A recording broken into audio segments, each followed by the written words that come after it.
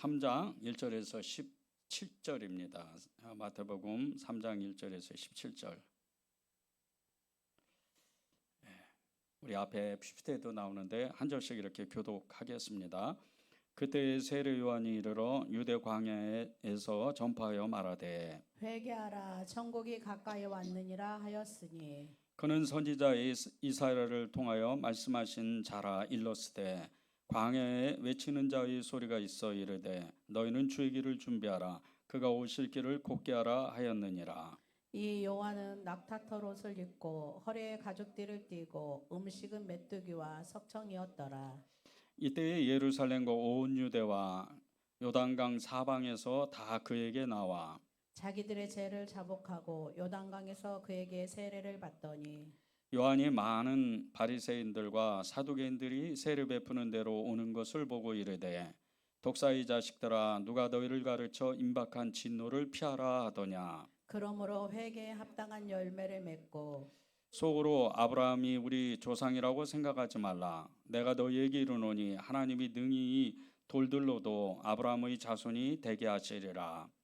이미 도끼가 나무 뿌리에 놓였으니 좋은 열매를 맺지 아니하는 나무마다 찍혀 불에 던져지리라. 나는 너희로 회개하게 하기 위하여 물로 세례를 베풀거니와 내 뒤에 오시는 이는 나보다 능력이 많으시니 나는 그의 신을 들기도 감당하지 못하겠노라. 그는 성령과 불로 너희에게 세례를 베푸실 것이요 손에 키를 들고 자기의 타작 마당을 정하게 하사 알곡은 모아 곳간에 들이고 쭉정이는 꺼지지 않는 불에 태우시리라. 이때에 예수께서 갈릴리로부터 요단강에 이르러 요한에게 세례를 받으려 하시니 요한이 말려 이르되 내가 당신에게서 세례를 받아야 할 터인데 당신이 내게로 오시나이까. 예수께서 대답하여 이르시되 이제 허락하라. 우리가 이와 같이 하여 모든 의를 이루는 것이 합당하니라 하시니 이에 요한이 허락하는지라. 예수께서 세례를 받으시고 곧 물에서 올라오실새 하늘이 열리고 하나님의 성령이 비둘기같이 내려 자기의 임하심을 보시더니 함께 읽겠습니다. 하늘로부터 소리가 있어 말씀하시되 이는 내 사랑하는 아들이요 내 기뻐하는 자라 하시니라. 아멘. 하나님의 말씀입니다. 오늘은 이렇게 하나님께서 주시는 그 기도 제목이 세례의 증거, 이렇게 세례의 증거를 나누라고 이렇게 마음을 주셨는데 우리 한 주간 동안 이렇게 말씀을 준비하면서 여러분이 다 세례 받으시고 또 여러분이 세례의 믿음을 가지시고 또 세례가 무엇인지를 정확하게 아는 사람이지만 우리가 그것을 다시 되짚어서 점검하면서 정말 우리가 이 세례의 증거를 가지고 세례의 믿음을 유지하고 있는가 이것을 이렇게 한번 나누면 좋겠습니다. 저는 세례를 받을 때 온몸이 이렇게 물에 잠기는 침례를 받았습니다. 정말 이루 말할 수 없는 은혜를 받았는데 그 침례 받기 전에 세례 교육이라고 그러죠. 세례 교육을 이렇게 받는데 왠지 모르게 제 마음이 그렇게 떨리고 정말 하나님의 그 말씀을 목사님으로부터 이렇게 전해 들을 때 또 가르침을 받을 때 너무나 이렇게 심령 가운데 이 마음 가운데 떨리는 마음이 많았고 마음 안에 왠지 모를 그런 불이 있는 것 같은 그런 체험들을 했습니다. 마음을 주체하지 못했던 거죠.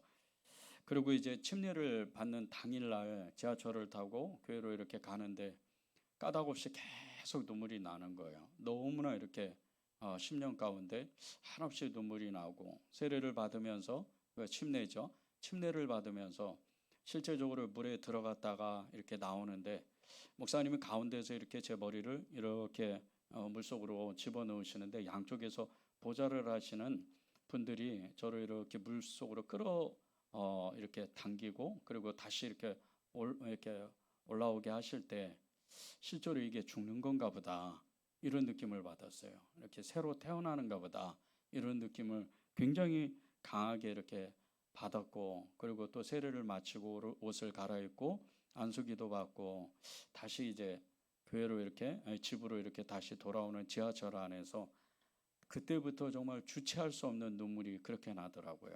그리고 그것이 한 이틀 동안 계속해서 이렇게 흐르는 눈물을 주체를 못했는데 그렇게 저는 세례를 경험을 했습니다. 여러분들도 다 그렇게 놀라운 경험을 하셨을 거예요. 정말 이루 말할 수 없는 경험을 세례의 그 순간에 느끼고 또 살아계신 하나님을 경험적으로 이렇게 육신으로도 실제 이렇게 몸으로도 체험하는 그런 경험들을 하셨을 거예요. 근데 이런 이 세례가 어떤 의미를 갖냐면요, 살아계신 하나님 그분을 만나는 거예요. 이 세례를 소중히 여겨야 됩니다. 여러분이 세례의 증거로 내가 이제 예수 그리스도의 피가 있고 예수 그리스도의 이름이 있고 예수 그리스도 그분이 나와 함께 계셔서 나는 이제 천국을 간다. 맞습니다. 그런데 이 세례의 믿음을 유지하지 못하면 계속해서 떨어지는 그 믿음으로 인해서 성령으로 시작하였다 육신으로 마치는 그런 사람도 있다는 겁니다. 그래서 우리가 정말 이 세례를 늘 점검하고 그 세례의 믿음을 내가 어떻게 유지하고 어떻게 내가 이 세례 믿음을 간직하고 있는지 그것을 여러분이 점검을 하면 너무나도 좋습니다. 예수님을 믿는 사람이 처음 믿을 때 받는 것이 이 세례인데 이때부터 이 세례의 증거가 우리 안에 뚜렷하게 나타납니다. 오늘 말씀과 같이 이 오늘 말씀에는 세 가지의 세례의 증거가 있다는 거예요. 첫 번째는 회개의 증거가 있다는 거예요. 이 세례를 통해서 세례 받기 전에 또 세례 받은 후에 우리는 알지도 못하게 하나님 앞에 회개한다는 거예요. 그동안 하나님을 떠나서 예수님을 외면하고 나 혼자 그냥 내 마음대로 내 자아대로 그렇게 살아갔던 모든 그 순간들, 윤리적인 도덕적인 어떤 그런 죄까지도 다 하나님 앞에 고백을 하고 자백을 한다는 겁니다. 1절에서 6절을 읽겠습니다. 그때 세례 요한이 이르러 유대 광야에서 전파하여 말하되 회개하라 천국이 가까이 왔느니라 하였으니 그는 선지자 이사야를 통하여 말씀하신 자라. 일러스되 광야에 외치는 자의 소리가 있어 이르되 너희는 주의 길을 준비하라 그가 오실 길을 곧게 하라 하였느니라. 이 요한은 낙탈떨 옷을 입고 허리에 가죽띠를 띠고 음식은 메뚜기와 석청이었더라. 이때 예루살렘과 온 유대와 요단강 사방에서 다 그에게 나와 자기들의 죄를 자복하고 요단강에서 그에게 세례를 받더니. 2절에 보면 그 세례 요한이 천국 복음을 전할 때 회개하라 이렇게 너무나 정확하게 회개하라는 거예요. 천국 가려면 회개하라는 거죠. 천국이 가까이 왔으니까 진짜 천국을 가고 싶다면 살아계신 그 주님을 만나고 싶다면 회개하라 그렇게 말씀하시는 거예요. 여러분이 다 경험했던 거잖아요. 하나님 앞에 처음 나왔을 때 예수님을 처음 믿을 때 믿기 전에 또 믿은 후에 세례 받기 전에 세례 받은 후에 정말 말할 수도 없이 우리 안에서 우리의 죄가 그대로 드러나고 고백하고 그것을 치유받고 또 하나님께서 그것을 회복시켜서 예수님의 옷을 입히시잖아요. 갈라디아서 말씀과 같이 세례를 받은 그 사람은 예수 그리스도로 옷을 입는다고 말씀을 하셨는데 우리가 예수님을 고백할 때 예수님 앞에 진정으로 회개할 때 하나님께서 우리에게 예수님의 그 놀라운 믿음을 하나님께서 부어주신다는 거죠. 그래서 이 회개의 증거가 이 세례의 증거가 회개입니다. 여러분이 이 회개를 계속해서 기억하고 하나님 앞에 정말 내 죄는 다 사해졌지만 정말 하나님 저는 정말 죽을 수밖에 없는 그런 죄인입니다.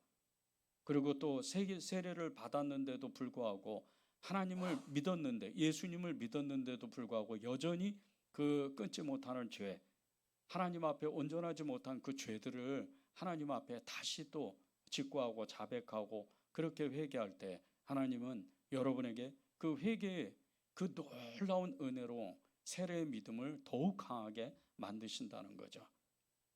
진정한 회개는 예수님을 사람이 되는 가장 큰 믿음의 고백입니다.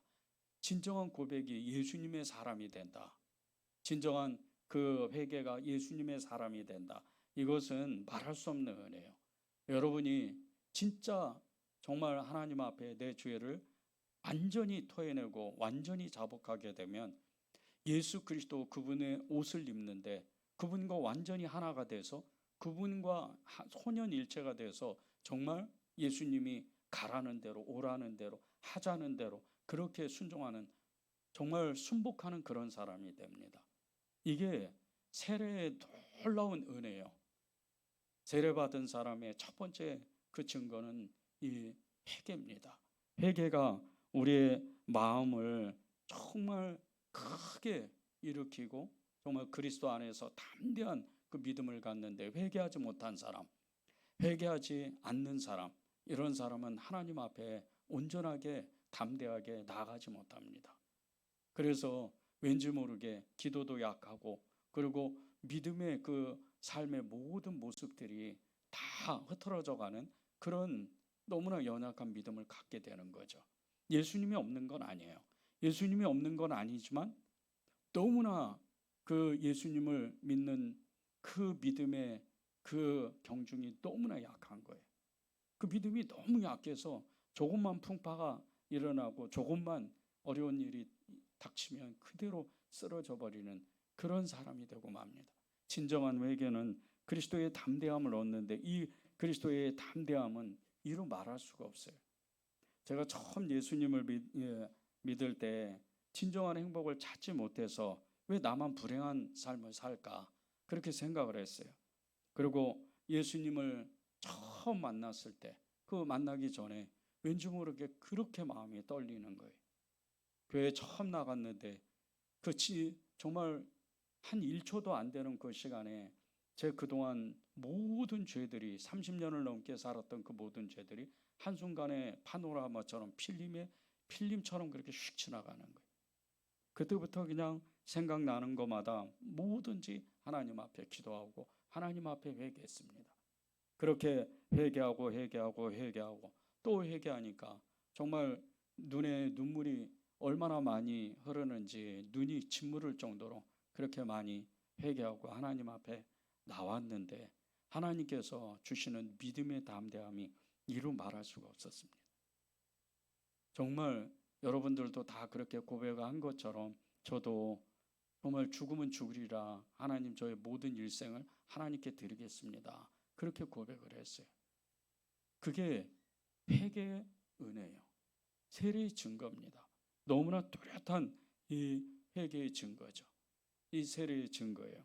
요한복음 3장에 보면 유대인의 지도자인 그 니고데모가 구원의 문제를 가지고 밤에 몰래 예수님을 찾아와요. 그 찾아오는 그 니고데모를 향해서 주님이 너무나 정말 냉정하다 싶을 정도로 딱 한마디만 하시는 거예요. 네가 거듭나야 하나님 나라에 들어갈 수 있다. 네가 거듭나야 하나님 나라에 들어갈 수 있다. 그렇지 않으면 하나님 나라에 들어갈 수 없다는 거예요. 이 니고데모가 누굽니까? 율법학자예요. 율법학자. 율법으로는 더 이상 정말 그 사람을 따라갈 수 없을 정도로 그렇게 율법을 잘 아는 사람이에요. 그런 사람에게 거듭나야 된다는 거예요. 네가 알고 있는 지식이 다 잘못됐다는 거예요. 진짜 네가 하나님 나라에 가고 싶다면, 천국에 가고 싶다면 진짜 네가 거듭나야 된다. 회개를 촉구하는 거죠. 회개를 촉구한 이 예수님의 말씀, 거듭나야 된다. 거듭나지 않으면 아무것도 아니다. 거듭나지 않으면 하나님 나라에 들어갈 수 없다. 그렇게 이 니고데모를 향해서 예수님께서 말씀하시는 것은 예수님 자신이 길이요 진리요 생명이시기 때문이에요. 그 예수님께서 나로 말미암지 않고는 아버지께로 갈 자가 아무도 없다는 거예요. 그렇게 말씀하셔요.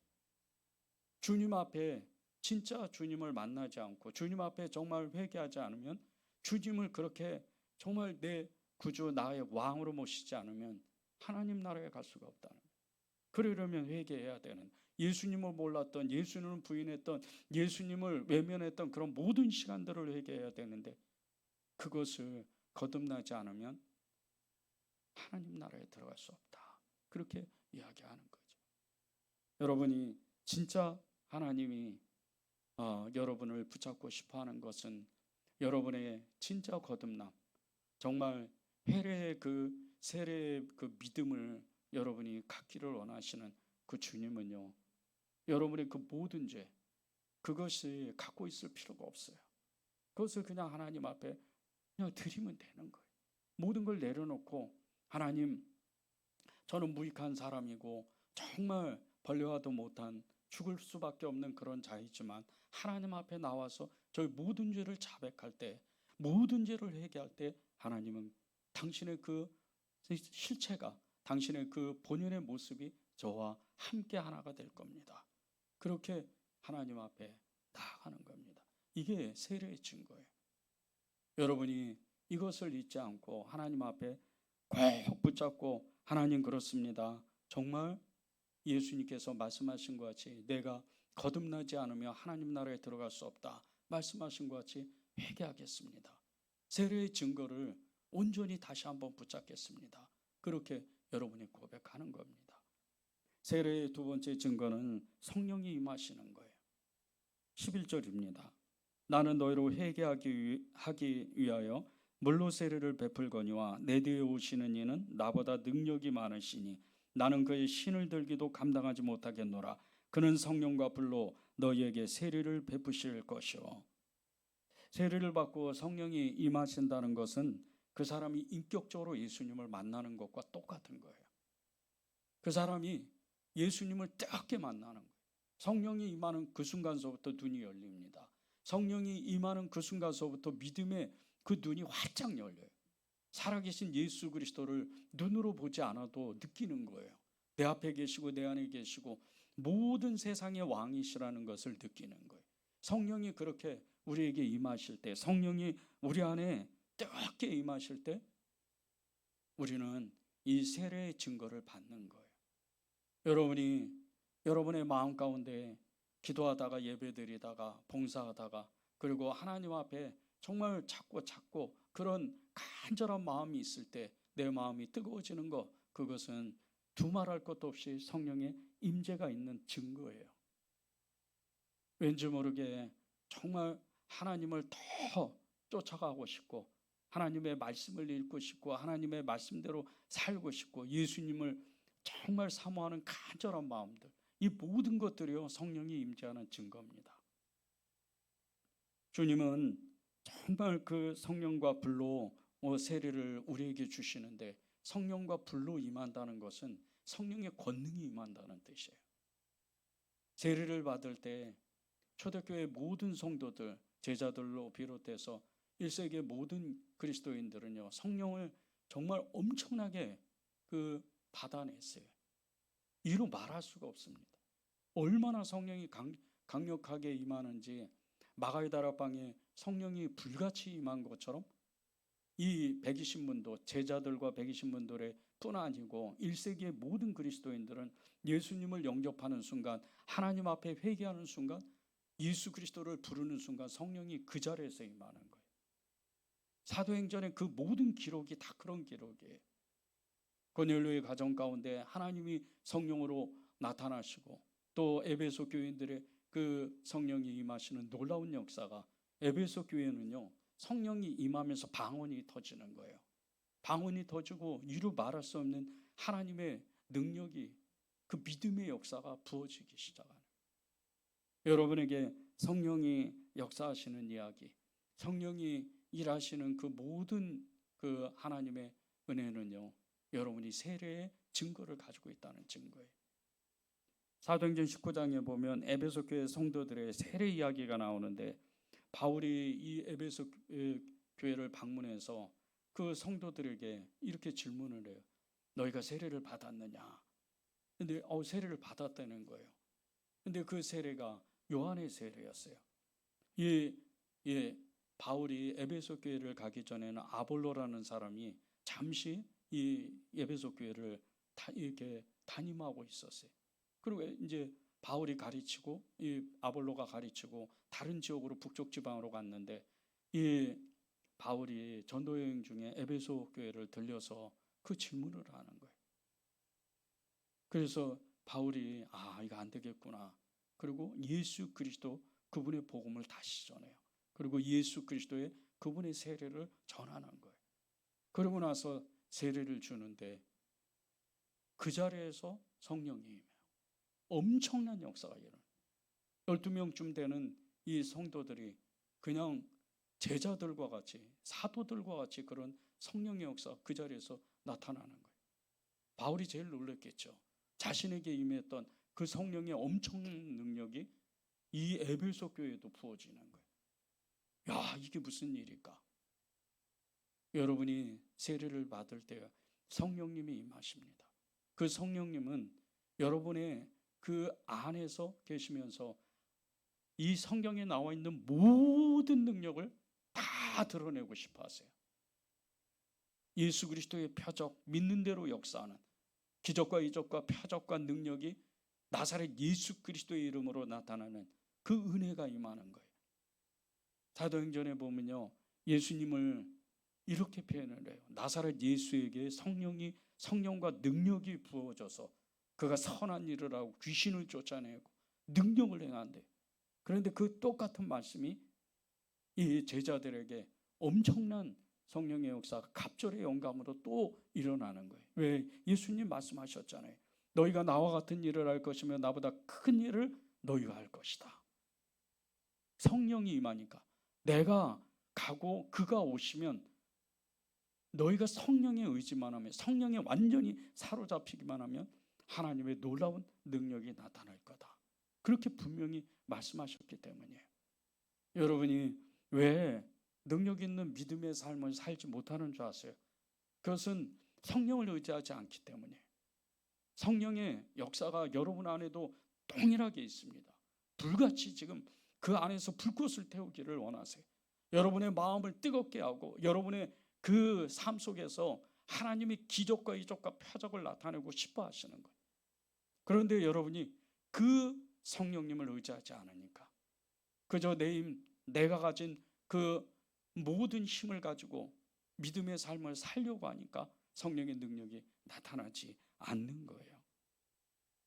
사도행전 2장 1절에서 4절을 보세요.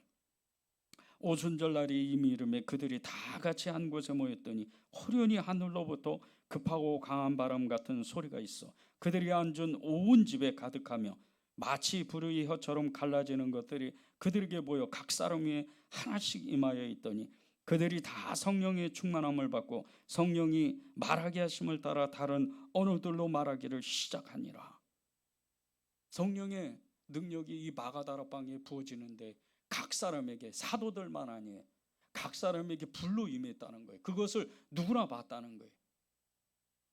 예루살렘의 유월절을 지키기 위해서 수많은, 정말 엄청난 이 예루살렘 주변에 있는 지역에 사는 사람들이, 각 사람의 그 방언을 가지고 있는 사람들, 그 사람들이 다 와서 마가의 다락방에 불이 일어나는 걸 봤어요. 실제 눈으로 봤습니다. 성령이 임하는 걸 눈으로 보는 거예요. 그리고 그들이 말하는 언어들, 전혀 언어를 배우지 않았는데 어떤 사람이 이집트어로, 어떤 사람은 아람어로, 어떤 사람은 저 페르시아어로 그런 이 방언을 하는 거예요. 그것을 보고 깜짝 놀라요. 진짜 성령이 계시는구나. 여러분이 똑같습니다. 여러분이 처음 이 성령이 임하실 때 나도 모르게 마음이 뜨거워지고 정말 하나님을 위해서, 예수 그리스도의 이 그리스도를 위해서 내가 살려고 하는 그 마음, 그리고 기도하다가 막 혀가 말려가고 방언이 터지고 은사가 쏟아지는 이런 모든 것이요 다 성령이 하시는 일이에요. 세례의 증거예요. 로이드 존슨 목사님이 성령 세례의 그 책을 썼는데 그 안에 보면요, D.L. 무디, 조나단 에드워드, 청교도인 존 프라벨이라는 이 목사님들이 놀라운 그 신비롭고 놀라운 이 성령 체험의 이야기들을 그 안에 예화처럼 넣어놨어요. 그 중에 존 프라벨이라는 목사님이 죽음의 문턱 앞에서요 하늘의 기쁨을 맛봤다는 거예요. 죽음의 문턱 앞에서 하늘의 기쁨을 맛봐, 성령이 얼마나 강력하게 임하는지. 그리고 이 존 프라벨 목사님이 나중에 그렇게 고백을 해요. 천국이었다. 성령이 임하는 순간 천국이 나에게 임했다. 그렇게 고백을 해요. 그 기쁨 앞에서 너무나 사랑하는 자신의 아내와 자녀들, 그 자녀들을 순간적으로 잊어버려요. 그리고 그 예수님의 기쁨 안에서 머물기를 그렇게 소원했어요. 너무나 감격스러운, 성령이 얼마나 강력하게 임하는지 무디 목사님은 무디는 말할 수가 없어요. 성령이 얼마나 그 방 안에 그냥 하늘에서 쏟아지는지 나중에 이제 그만해달라고 그럴 정도였어요. 얼마나 강력하게 임하는. 마가의 다락방에 사도들과 120문도가 그렇게 성령의 강력한 역사를 그렇게 경험하고 믿음의 증인들 사모하는 그 10년 가운데 하나님이 성령을 부어주실 때 이 세례를 통해서 세례의 증거로 나타나는 이 성령의 임재가 우리에게도 동일하게 있습니다. 여러분에게도 동일해요. 여러분의 똑같아요.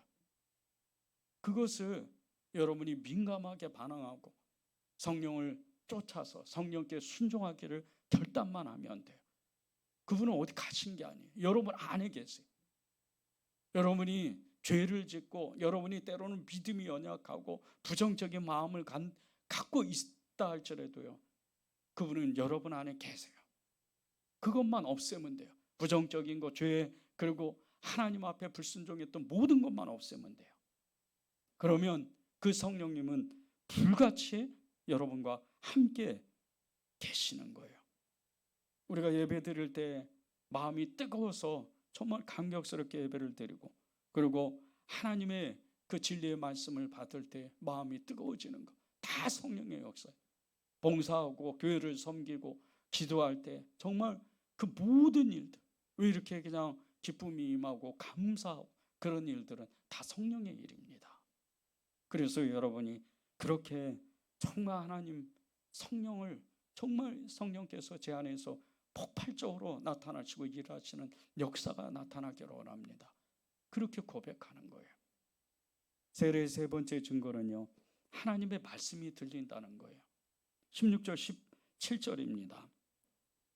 예수께서 세례를 받으시고 곧 물에서 올라오실 때 하늘이 열리고 하나님의 성령이 비둘기같이 내려 자기 위에 임하심을 보시더니 하늘로부터 소리가 있어 말씀하시되 이는 내 사랑하는 아들이요 내 기뻐하는 자라 하시니라.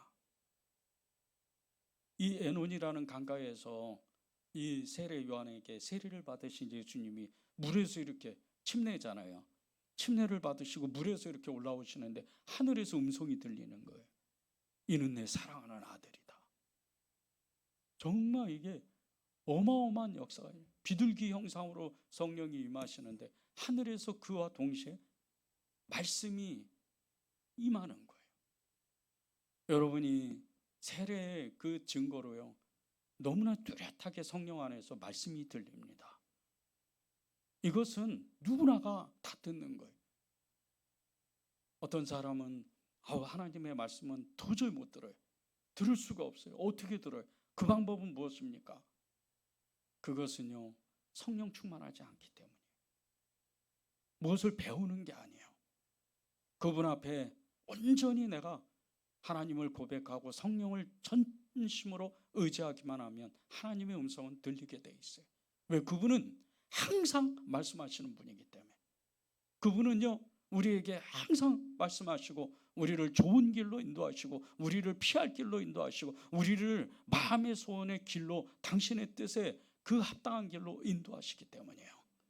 그 길을 길이요 진리요 생명이신 예수 그리스도의 길을 가려면 음성을 따라서 목자의 그 음성을 듣고 양이 쫓아가는 것처럼 그렇게 그 음성을 들어야 된다는 거예요. 믿음의 길도 동일합니다. 우리가 하루 1년 평생을 살면서요, 주님의 음성을 들을 때 우리는 옆으로 빠지지 않아요. 그게 좁은 길이라 할지라도 그 길을 가는 거예요. 들어가 보니까, 그 문을 들어가 보니까 너무나 시온의 대로와 같이 넓은 믿음의 길이, 생명의 길이 열리는 거예요. 이게 주의 음성을 듣고 가는 거예요. 세례의 그 증거는요, 너무나 뚜렷하게 하나님의 말씀이 들린다는 거예요. 하나님의 말씀이 들리지 않으면 믿음 따로 행동 따로 이분법적인 행동으로 그렇게 살아가게 될 수밖에 없어요. 하나님 그 뜻과 하나님의 말씀과 내 생각과 내 뜻이 완전히 달라지는 거예요.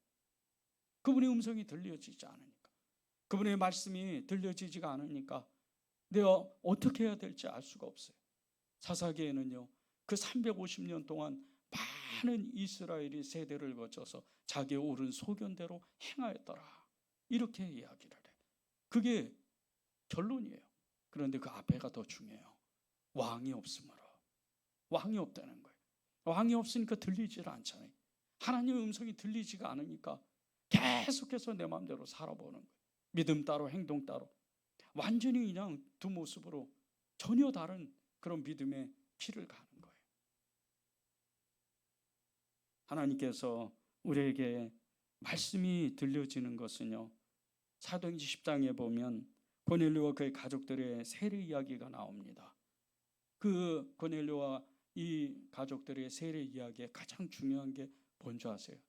너무나 놀라운 하나님의 은혜예요. 고넬료는 이 베드로가 자기 집을 찾아오기 전에 기도하면서 음성을 들어요. 하나님의 음성을. 저기 시몬 피장의 바닷가에 있는 시몬 피장의 집에 거기에 나의 그 제자인 베드로가 있다. 그 집 가가지고 베드로를 요청하라는 거예요. 그걸 이미 그 전날 들어요. 그런데 그 시간과 동시에 그 시간에 그 똑같은 시간에요, 이 베드로가 시몬 피장의 집에 그 옥상에 올라가서 기도하는데 음성이 또 들리는 거예요. 하나님의 음성. 그리고 그 좋은 음식과 가증한 음식들이 내려오는데 그것을 먹으라는 거예요.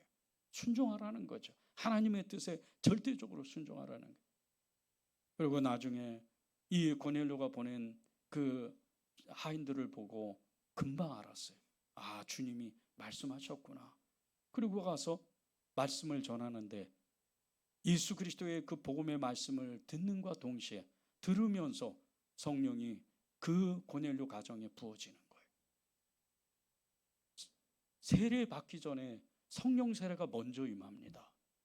얼마나 마음이 간절했습니다. 그러고 나서 베드로가 처음으로 이방인에게 세례를 주는 거예요. 그리고 어떻게 돼요? 이 고넬료와 그의 가정은 예수님의 사람들이 됩니다. 이게 말씀이 들리는 거예요. 성령이 임하니까 세례를 정말 통해서 우리가 하나님의 그 음성이 들려서 거기에만 순종하기만 하면 하나님께서요, 놀라운 삶을 열기 시작해요. 새로운 삶의 생명의 삶입니다. 어느 교회에서 세례 교육을 받은 한 청년이 간증한 내용입니다. 세례 교육을 4주간 받았다. 처음엔 세례 교육을 받는다고 했을 때 별로 썩 내키지는 않았다. 예배를 드리고 나서 집에서 쉬고 싶었지만 남아서 전도사님과 공부해야 되기 때문이다. 숙제도 해야 할 것이 많았기 때문에 별로 하고 싶지 않았다. 하지만 세례 교육을 받다 보니까 내가 왜 세례를 받아야 하는지 궁금하기 시작했다. 세례 교육 때 전도사님께서 가장 많이 강조하신 것이 구원에 대한 확신 이야기였다. 전도사님께서는 세례 문답 교육 중간중간마다 계속 예수님을 믿니? 어떻게 해야 천국에 갈 수 있니? 라고 질문하셨다. 물론 나는 어릴 적부터 교회에 다녔기 때문에 그런 질문들에는 쉽게 대답할 수 있었다. 그래서 예수님께서 우리를 위해 십자가를 대신 져주심으로 인해 우리의 죄가 사해짐으로써 우리는 주님의 보혈에 힘입어 천국에 갈 수 있습니다. 라고 말했다. 전도사님께서도 맞다고 말씀해 주셨다. 그러나 지금 이 시간까지 생각하고 의문이 남는 것이 하나 있다. 내가 이렇게 주님을 믿고 천국에 대한 확신을 가지고 있다. 그렇지만 진짜로 그런 것인지는 의문이다. 솔직히 제대로 하나님을 인격적으로 만난 적도 없고 주님께 제대로 기도해 본 적도 없었던 것 같다. 이러한 것들로는 천국에 대한 확신을 가지고 있다고 말한다는 것이 잘못되었다는 것을 알 수 있었다. 내 삶의 과거를 한번 되돌아보고 실천해야겠다는 생각을 했다. 주님을 말로만 믿는 것이 아니라 내 마음 한 구석에 주님을 품으면서 믿고 싶다. 나는 이번 세례 문답 이래로 세례를 받는다. 세례를 받는다는 것은 단지 상징적인 의미일 뿐이다. 아무리 세례를 받는다고 해도 내가 주님을 영접하지 않으면, 내가 거듭나지 않으면 세례를 안 받는 사람과 크게 다를 바가 없는 것 같다. 이번에 세례를 받음으로써 세상과 구별된 삶을 살아가기 위해 노력하고 싶다. 또한 우리가 앞으로 살아가야 할 길에서 넘어지고 좌절할 수도 있지만 그럴 때마다 주님을 의지하면서 하나님 나라를 향해 한 걸음 한 걸음 나가고 싶다. 세례는요, 정말 하나님, 그 살아계신 하나님을 뜨겁게 만나는 거예요. 그 순간서부터 주님의 음성이 우리에게 들리는 거예요. 그때 우리가 순종하기 시작하면요, 이루 말할 수 없는 믿음의 역사가 불같이 일어납니다. 그리고 우리는 세상을 이기는, 담대하라 내가 세상을 이겼노라, 그분의 말씀과 같이 세상을 이기는 그 믿음을 가져요. 마태복음 17장에 보면요, 변화산에서 영광스러운 모습으로 변화된 그 예수님과 모세 그리고 엘리야, 이 세 사람을 본 이 베드로, 야고보, 요한이 정말 어찌할 바를 알지 못해요. 예수님의 모습이 갑자기 너무나 찬란하고 영광스러운 모습으로 변하는 거예요. 거기서 자기도 모르게 주님, 초막셋을 짓고 하나는 주님을 위하여, 하나는 모세를 위하여, 하나는 엘리야를 위하여 여기서 살겠습니다, 이렇게 고백을 하는데 하늘에서 그때 음성이 들려요. 이렇게 하늘에서 말씀하시는 거예요. 마태복음 17장 5절이에요. 이는 내 사랑하는 아들이요 내 기뻐하는 자니 너희는 그의 말을 들으라. 너희는 그의 말을 들으라는 거예요. 우리의 안에는 이미 세례의 증거로 예수님이 계셔요. 그분은 끊임없이 말씀하십니다. 들으라는 거예요. 그의 말을 들으라는 거예요. 순종하라는 거예요. 여러분에게는 이 세 가지의 세례의 증거가 있어요. 그것을 늘 점검하고, 하나님, 저는 주님을 사랑하고 정말 주님의 길을 기꺼이 가겠습니다, 그렇게 고백하는 여러분이 되시기를 바랍니다. 찬양하겠습니다.